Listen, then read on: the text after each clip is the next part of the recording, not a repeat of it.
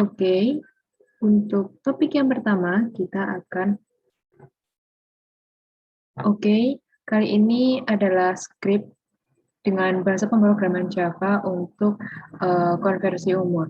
Nah, untuk awalan kita import public class dan static setelah public static void main. Setelah itu kita deklarasikan dulu umur, tahun umur, bulan umur, hari umur, sisa, waktu lahir, tanggal lahir, bulan lahir, tahun lahir, waktu sekarang, tanggal sekarang, bulan sekarang, dan tahun sekarang. Ini menggunakan integer karena inputan dia merupakan berupa angka. Nah, selanjutnya untuk nama ini berupa string karena ini bukan berupa bilangan, yaitu berupa huruf. Oke, selanjutnya langsung saja kita awali dengan judul dulu. Setelah itu kita lanjut dengan input nama. Lalu kita inputkan dulu nih tanggal lahir, bulan lahir, dan tahun lahir sebagai penunjuk waktu lahir nanti. Setelah waktu lahir, kita inputkan waktu sekarang dengan inputan tanggal sekarang, bulan sekarang, dan tahun sekarang. Nah, untuk eksekusinya, untuk waktu lahir dan waktu sekarang ini dijadikan hari dulu. Jadi ini dikalikan 365 karena satu tahun ada 365 hari. Dan untuk bulannya dikalikan 30 karena satu bulan adalah 30 hari dan tanggal lahir. Begitu juga dengan waktu sekarang dijadikan seperti yang di atasnya. Nah, untuk penentuan umur ini merupakan hasil dari selisih antara waktu sekarang dan waktu lahir. Untuk menentukan umurnya berapa tahun, berapa bulan, dan berapa hari, ini kita proses yaitu dengan umur hasil dari perselisihan antara waktu sekarang dan waktu lahir, kita bagi dengan 365 hari. Nah, sisa dari tahun umur nanti akan digunakan ke proses selanjutnya, yaitu bulan umur. Nah, sisa dari proses yang sebelumnya, kita dibagikan dengan 30, di mana ini merupakan 30 hari. Nah, sedangkan sisa dari bulan umur, ini akan dijadikan sebagai hari umurnya. Setelah eksekusi selesai, kita ke output nih. Nah, untuk output, kita bisa printkan tanggal lahirnya seperti Anda lahir pada tanggal lahir, bulan lahir, dan tahun lahirnya. Dan saat ini tanggal sekarang. Nah, tanggal yang diikuti dengan tanggal sekarang, bulan sekarang, dan tahun sekarang. Yang mana nanti juga memprint out-kan mengenai umurnya, di mana nanti berupa berapa tahun, berapa bulan, dan lebih berapa hari begitu. Dan untuk akhirannya kita bisa menggunakan kurung kurawa sebagai end main dan untuk mengakhiri class. Selanjutnya untuk topik kedua, yaitu mengenai penentuan segitiga.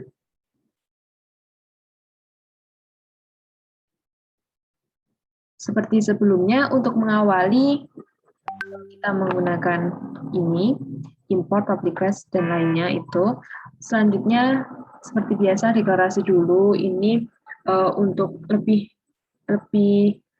mempermudah kita sebenarnya.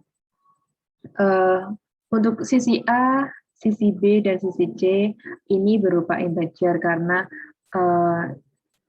tidak mungkin kan kalau sisi-sisinya berupa huruf-hurufnya gitu. Nah, sedangkan untuk jenis segitiga apa sih nanti? Itu menggunakan string. Lanjut, diawali dengan judul, lalu menginputkan masing-masing sisi, baik sisi A, sisi B, maupun sisi C. Nah, setelah input, kita eksekusi menggunakan percabangan if.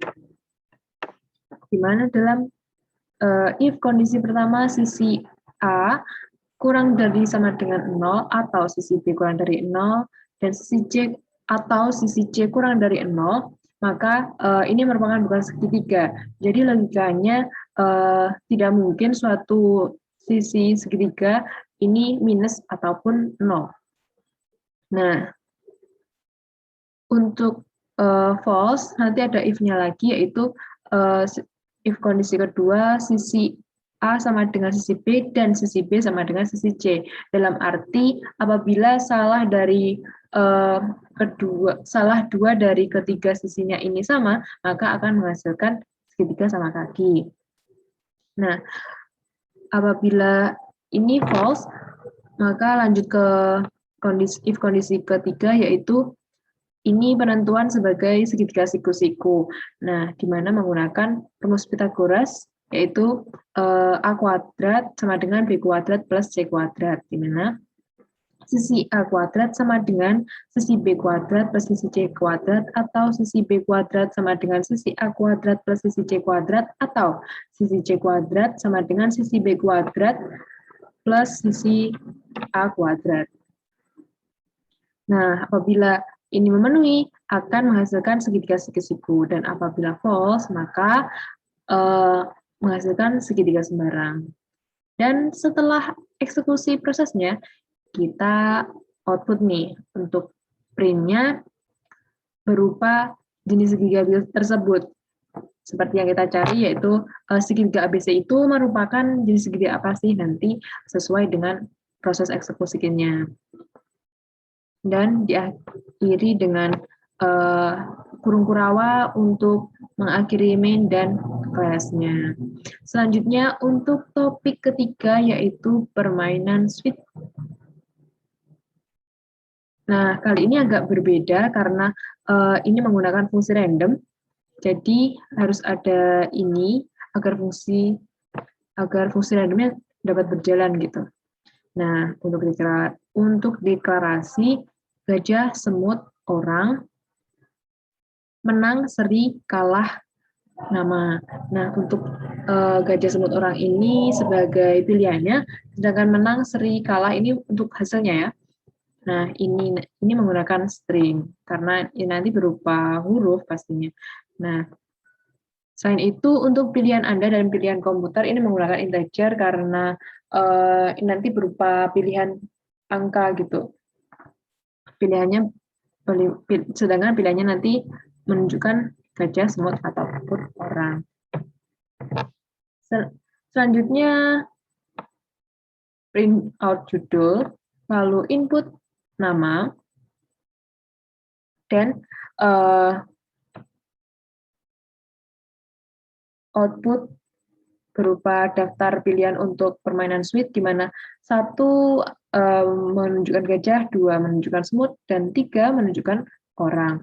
Nah, setelah itu kita proses ke input, di mana para pemain, yaitu pilihannya Anda itu, ini menginputkan angka-angka dari daftar yang telah di atasnya tadi.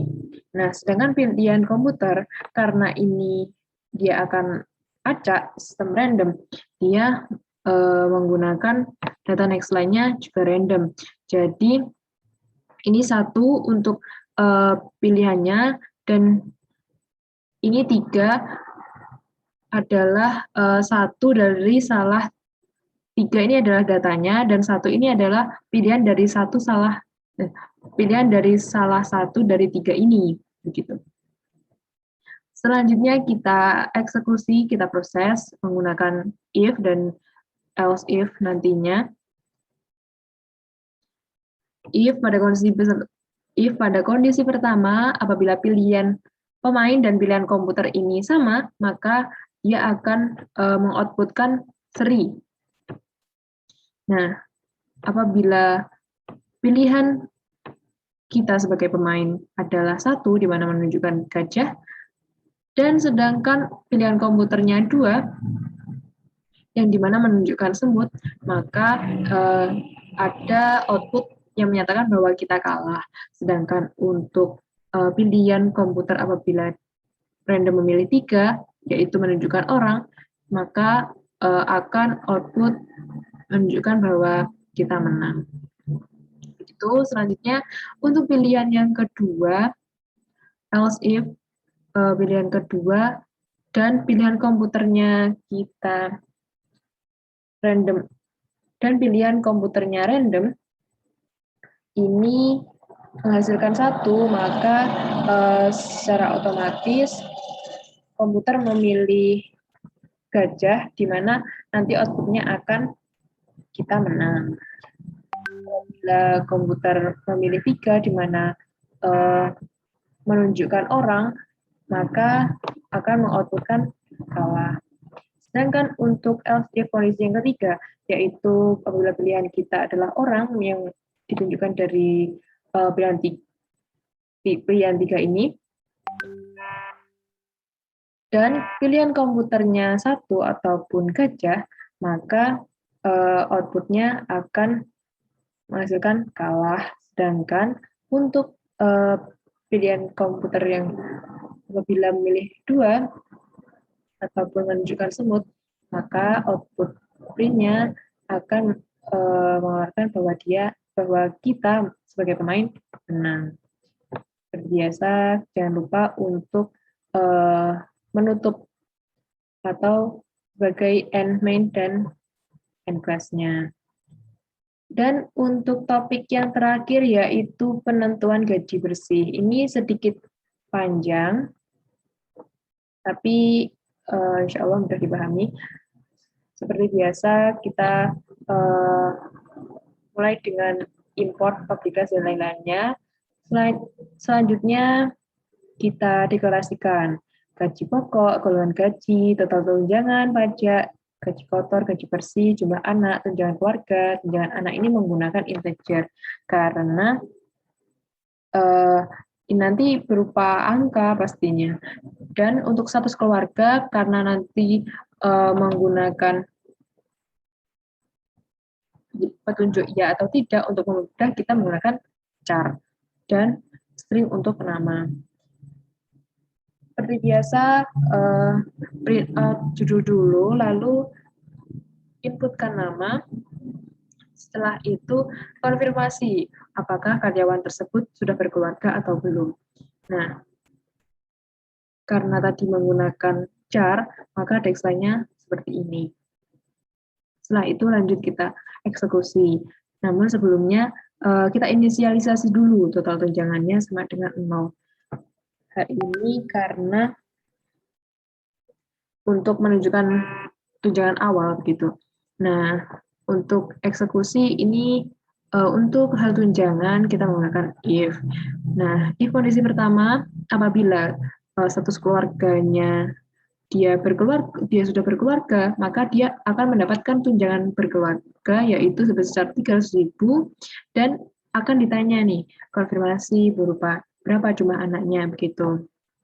Nah, apabila masukkan jumlah anaknya lebih dari 0 dan jumlah anaknya kurang dari sama dengan 3, maka tunjangan anak sebesar 100.000 dikali jumlah anak. Jadi 100.000 dikali 1, 2, atau 3.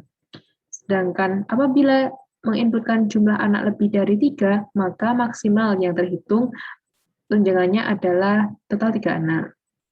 Jadi langsung saja dimasukkan 100.000 dikali 3. Nah, apabila kondisi ini false, maka tunjangan anak 0. Untuk selanjutnya, apabila seorang karyawan tersebut tidak berkeluarga atau belum berkeluarga dan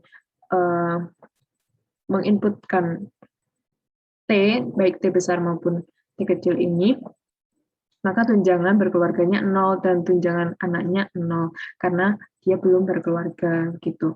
Selanjutnya lanjut ke daftar golongan gaji. Nah, di mana nanti diprintkan dulu daftar gajinya, golongan 1 berapa gaji pokoknya dan seterusnya. Setelah itu kita inputkan golongan gaji yang keberapa karyawan tersebut. Nah, untuk eksekusinya ini menggunakan percabangan switch. dengan golongan gaji apabila menginputkan 1, maka apabila golongan gajinya yang diinputkan itu 1, maka gaji pokoknya 1 juta, sedangkan pajaknya 0, di mana sebelumnya tunjangan yang di atas itu dijumlahkan dengan gaji pokok, maka akan menghasilkan gaji kotor. Dan sedangkan untuk menghasilkan gaji bersih, gaji kotor dipotong dengan pajak. Nah, untuk pilihan kedua, gaji pokoknya sebesar 2 juta, sedangkan pajaknya 0 juga. Nah, untuk gaji kotor dan gaji bersih seperti yang di atas, gaji pokok plus total tunjangan akan menghasilkan gaji kotor, sedangkan gaji bersih dapat dihasilkan dari penyisian